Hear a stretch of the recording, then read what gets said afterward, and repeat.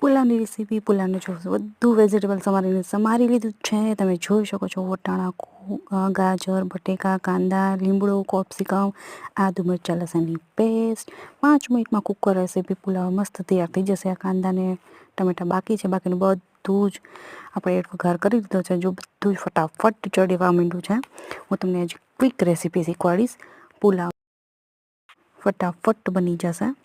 હવે જો તમે જોતા રહેશો કે બધું હલાવું છું, અને જો આપણે કુકર છે ને, કુકરમાં જ રાઈસ બાફી લીધા હતા એટલે તોય છૂટા થાય છે. આ જો થોડુંક ગેસમાં આમથી આમ સેટિંગ કરીએ છીએ. હું તમને મારું કિચન વ્યૂ દેખાડું છું, એમ જ માનજો. બસ જો હવે આપણે ચેક કરી લઈએ. નાખી દીધા ઓનિયન, કારણ કે ઓનિયન આપણે લાસ્ટમાં નાખશું, પહેલાં નાખશું ને. બધા પુલાવમાં કેવું હોય છે કે બિરયાની પુલાવ એ ટાઈપના બનાવે છે તો પહેલાં ઓનિયન શેલો ફ્રાય કરી દે છે.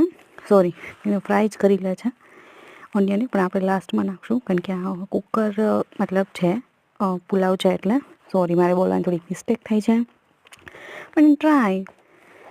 જો હવે હું લાવું છું અને બધા વેજીટેબલ મસ્ત એકદમ છે ને, એકદમ કલરફુલ દેખાય છે. તને મજા આવશે. હું એકદમ ચેક કરતી જઈશ. જો એકદમ મસ્ત થાય, કોઈ એકદમ કૂક થાય છે. બધા ઇન્ગ્રીડિયન્ટ્સ નાખી દીધા તમે.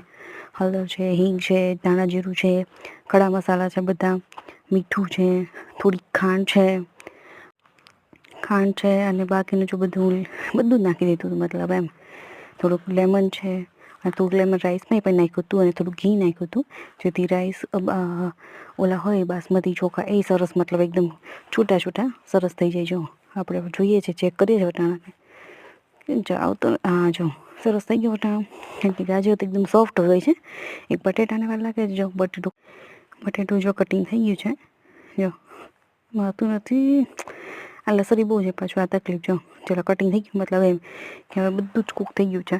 કારણ કે સેજ આપણે છે ને 80% જેટલું છે ને કૂક થઈ જશે ને, આપણે રાખશું 80%. કારણ કે બાકીનું રાઈસ સાથે એડ કરવામાં 20% જે છે બાકી એ કૂક થઈ જશે. રાઈસને સીધું આપણે ઠલવી અને બધું સેટ કરી દઈશું. રાઈસ નાખી દઈશું. નાખી દીધા લાસ્ટમાં ટમેટા, કારણ કે ટમેટા એકદમ ક્રિસ્પી ન થઈ જાય ને, થોડા દેખાય. માઉથમાં આવે ને તો મજા આવે ક્રંચ કરવાની.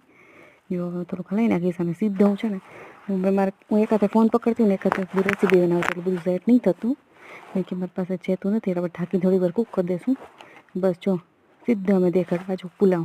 બાકીનું મેં એડ કર્યું. સોરી, હું ભૂલી ગઈ હતી શૂટ કરવાનું. બધાને તળિયા ચટો થાળી જો બસ તમને